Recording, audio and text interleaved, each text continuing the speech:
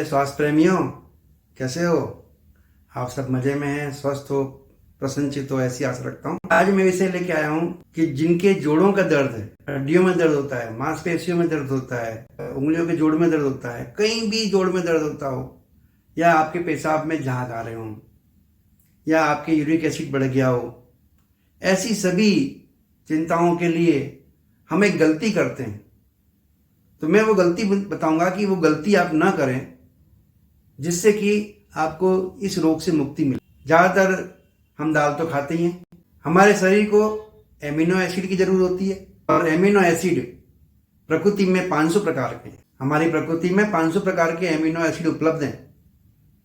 उसमें से केवल 20 प्रकार के एमिनो एसिड हमारे शरीर की बंधारण रचना को, मसल्स को बनाने में, हड्डियों को बनाने में काम में आते हैं। और उस 20 में से 11 एमिनो एसिड ऐसे हैं जो शरीर अपने आप बनाता है, और 9 एमिनो एसिड ऐसे हैं जो हमें सप्लीमेंट के रूप में बाहर से लेना पड़ता है। लेकिन हम गलती कर लेते हैं और बाहर के सप्लीमेंट ले लेते हैं, और उससे हमारे शरीर को भुगतना पड़ता है।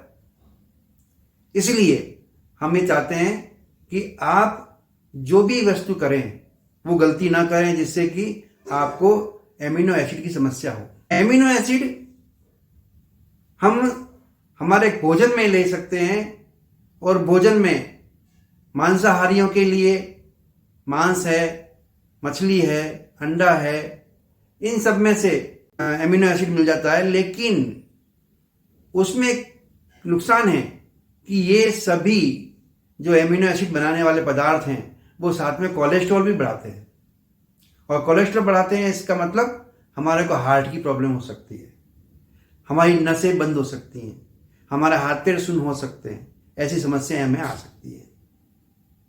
शाकाहारी भोजन के अंदर दाल एक प्रोटीन की भरपूर मात्रा है। दालें हमें अलग अलग प्रकार की अलग अलग समय पे खानी चाहिए, क्योंकि हर दाल में कोई ना कोई एमिनो एसिड है, और हमें 9 प्रकार के एमिनो एसिड चाहिए। और दाल के साथ में चावल का भी संयोग है।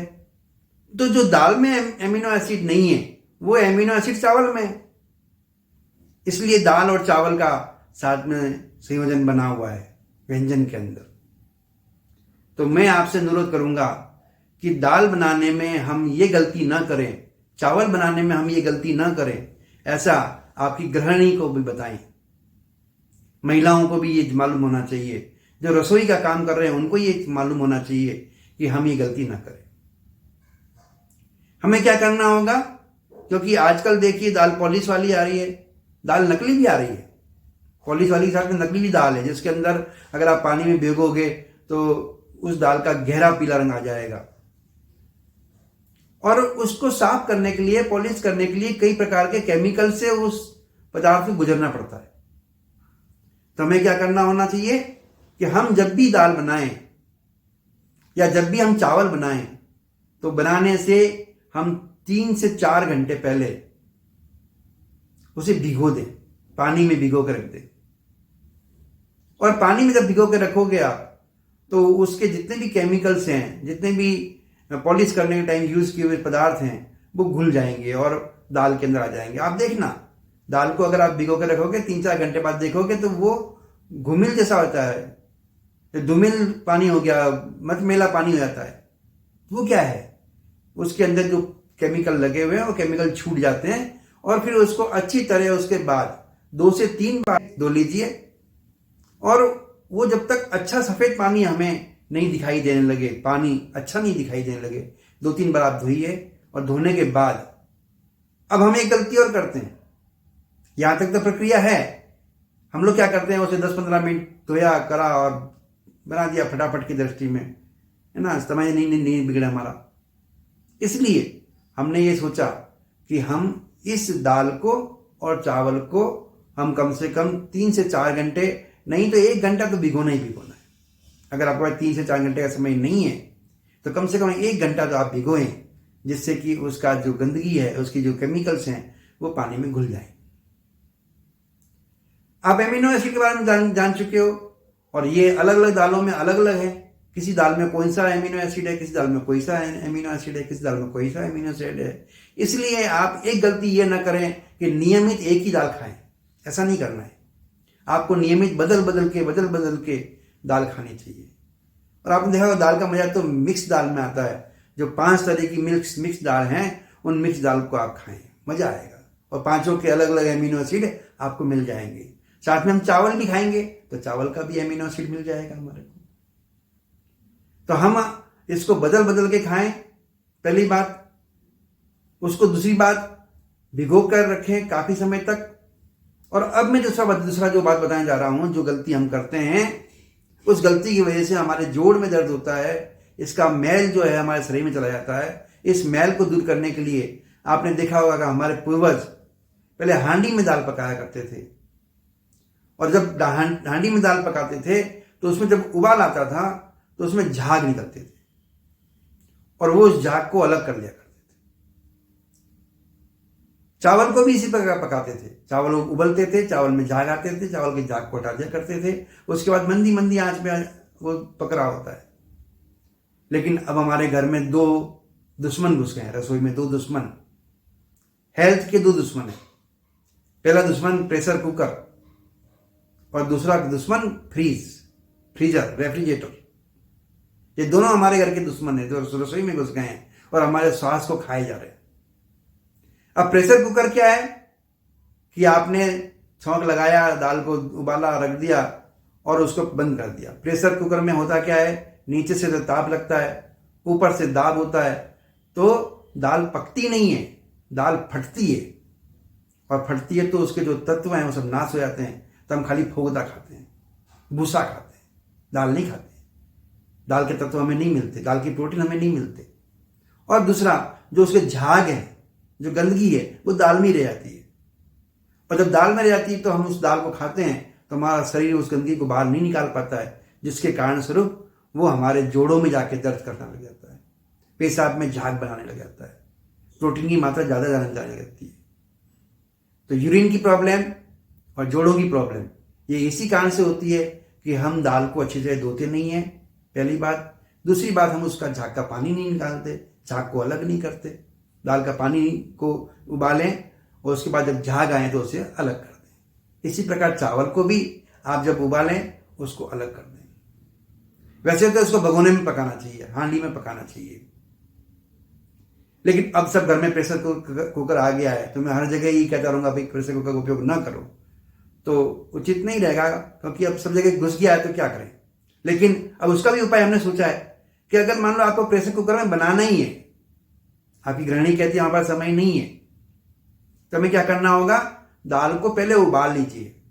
प्रेशर कुकर का ढक्कन लगाने से पहले दाल को उबाल लें और जब दाल में उबाल आ जाए तो झाग निकलेंगे और उस झाग को अलग कर दीजिए। और झाग को अलग करने के बाद फिर आप प्रेशर कुकर को बंद कर दीजिए। उसके बाद भले आप प्रेशर कुकर बनाएं। वैसे तो मैं मना कर रहा हूं कि नहीं बनाना है, लेकिन फिर भी अगर हमारे पास समय की कमी है, हम फास्ट लाइफ में जीना चाहते हैं, हमारे जीवन को फास्ट बनाना चाहते हैं, तो ठीक है, तो हम उसका उपयोग भी इस तरह कर सकते हैं। लेकिन हांडी और भगोनी की जैसा मजा आपको नहीं आएगा। मंदी आंच में पकेगी और अच्छा लगेगा। इसी प्रकार चावल है, चावल का भी आप झाग निकाल दीजिए और उसको अच्छी तरह बनाइए। तो मैंने 2 बात बताई आपको। पहली बात तो भिगोना है, भिगो के केमिकल को दूर करना है। दूसरी बात बताई मैंने, जब आप उबालोगे तब उसका झाग निकाल देना है और उसके बाद जो तुम्हें हल्दी, नमक, मिर्ची, मसाले जो डालने हैं, जो छौंक लगाना है, जो छमका लगाना है, सब आप कर सकते हो। अब आप ये देखिए कि प्रतिदिन अलग अलग दाल को लेना है। दालें कितनी प्रकार की हैं? बहुत सी दाल है, मैं आपको चित्र में बता दूंगा। ये सभी दाल अपने पास मिलती हैं। दलहन जिसे कम कहते हैं, जिसमें मूंग की दाल आती है, मूंग मोगर आता है, चने की दाल आती है, चना मोगर आता है, और उड़द की दाल आती है, उड़द मोगर आता है, मसूर की दाल आती है, मसूर का मोगर आता है। मोगर मतलब छिलका उतरा हुआ, और छिलका उतरा हुआ इतना प्रोटीन वाला, पौष्टिक नहीं होता, लेकिन फिर भी मिलता है तो हमें खाना है। अरहर की दाल का अलग स्वाद है, मूंग की दाल का अलग स्वाद है, मसूर की दाल का अलग स्वाद है, उड़द की दाल का अलग स्वाद है, चौले का अलग स्वाद है, राजमा का अलग स्वाद है, वाल का अलग स्वाद है। तो आप हर तरह के जो खुराक हैं दाल में बदल बदल के लीजिए। और इससे बढ़िया तो यह है कि 5 जो मुख्य दालें हैं, मूंग की दाल, मसूर की दाल, अरहर की दाल, चने की दाल और उड़द की दाल। उड़द की दाल में आप काली उड़द लीजिए, काली उड़द में सबसे ज्यादा प्रोटीन है। तो इन 5 दाल को मिक्स करके बनाएंगे तो 5 तरह के अलग अलग एमिनो एसिड आपको मिल जाएंगे। और चावल के अंदर अलग एमिनो एसिड है, चावल के साथ आप खा सकते हैं। चावल की खिचड़ी बना के खाते हैं हम, तो खिचड़ी भी अलग अलग तरह की बनती है। कुछ लोग 75% चावल लेते हैं, 25% दाल लेते हैं। कुछ लोग इससे उल्टा करते हैं, 50-50 लेते हैं, आधे चावल आधी दाल। कुछ लोग दाल की मात्रा ज्यादा रखते हैं और चावल की मात्रा कम रखते हैं, वो खिचड़ी बनती है, अलग अलग तरह की खिचड़ी बनती है। लेकिन उपयुक्त खिचड़ी वो है जिसमें 75% चावल हो और 25% दाल हो। ये सबसे उपयुक्त खिचड़ी है। बाकी तो आप जैसा स्वाद वैसा बना सकते हैं, तो खिचड़ी खा सकते हैं। अब दाल के बहुत सारे व्यंजन हैं, जैसे आप दाल के पापड़ खा सकते हो, दाल का ढोकला खा सकते हो, इडली खा सकते हो, डोसा खा सकते हो, उत्पम खा सकते हो, बड़ा खा सकते हो, दाल के पकौड़े खा सकते हो, दाल के खमण खा सकते हो, दाल की ढोकली बना सकते हो, दाल का कचौड़ी बना सकते हो, समोसा बना सकते हो, जो भी आप, लेकिन दाल का उपयोग उसमें होना। दाल खाओगे तो आपके शरीर की जो 9 एमिनो एसिड हैं जो हम बाहर से सप्लीमेंट करने हैं वो पूरे होंगे और आपके शरीर में जोड़ों में दर्द नहीं होगा, आपकी मांसपेशियां अच्छी बनेंगी, आपके शरीर में दर्द नहीं होगा, आपके पेशाब में झाग नहीं आएगा। पेशाब में झाग आने का एक कारण एक और ये भी है कि हम पानी की कमी रखते हैं, बॉडी को पानी कम पिलाते हैं, तो पेशाब हमारा झाग वाला आता है। इसलिए पानी भी ज़्यादा मात्रा में पिए। चावल और दाल का रेशियो मैंने आपको बता ही दिया है, 75% और 25%। तो मैं आशा रखता हूँ ये वीडियो आपको अच्छा लगा होगा। इस वीडियो में आपने दाल के लिए 2 बातें देखी। पहली बात, दाल को अच्छी तरह भिगोना है और चावल को भी अच्छी तरह भिगोना है, अच्छी तरह धोना है और जब उबाल आए तब झाग निकाल के साफ करके और फिर उसका खाना बनाना है। अब मैं बता दूं दाल नकली की पहचान कैसी होती है। आजकल नकली दाल भी आ रही है। आप दाल को जब पानी में भिगोगे तो जो दाल का नेचुरल कलर है उस कलर से डार्क कलर में वो दाल कन्वर्ट हो जाएगी और उसका कलर भी पानी में छूटेगा। तो आप समझ जाइए कि दाल नकली है, क्योंकि एमिनो एसिड कार्बनिक पदार्थ से बने हुए कार्बोनिक है। तो अगर दाल को आप जलाओगे तो धुआं छोड़ेगा, चावल को आप जलाओगे तो धुआं छोड़ेगा। और इनके संरचना में आपको बता ही रहा हूं, उस संरचना में देखो कि जहां आर लिखा हुआ है वहां अलग अलग एमिनो एसिड के नाम आ जाते हैं। बाकी कॉमन है, सी कॉमन है, NH कॉमन है, OO कॉमन है, सब कॉमन है, लेकिन आर जहां लिखा है वहां पर आपको वो चेंज होते ही उस एमिनो एसिड का नाम चेंज हो जाएगा। तो आशा रखता हूं कि ये वीडियो आपको बहुत अच्छा लगा होगा। नए मेरे दर्शक मित्रों से निवेदन है कि मेरे वीडियो को सब्सक्राइब करिए, बेल आइकन को दबाइए और लाइक का बटन जरूर दबाएं। इससे हमारे को वीडियो बनाने का संबल मिलता है, हमें उत्साहवर्धन होता है और हमारे दर्शक मित्र हमें चाह रहे हैं इसका भी प्रमाण मिलता है। बहुत मेरे दर्शक मित्र हैं, अभी मैं 78,000 व्यूअर्स के साथ में आपके साथ चल रहा हूँ और आप सभी का खूब प्यार मिल रहा है। आशा रखता हूँ इसी प्रकार मेरे वीडियो को आप देखते रहेंगे और लाइक करते रहेंगे। नया वीडियो लेके आऊँगा, तब तक के लिए मुझे इजाज़त दीजिए। धन्यवाद। वंदे मातरम। जय हिंद, जय भारत, नमस्ते।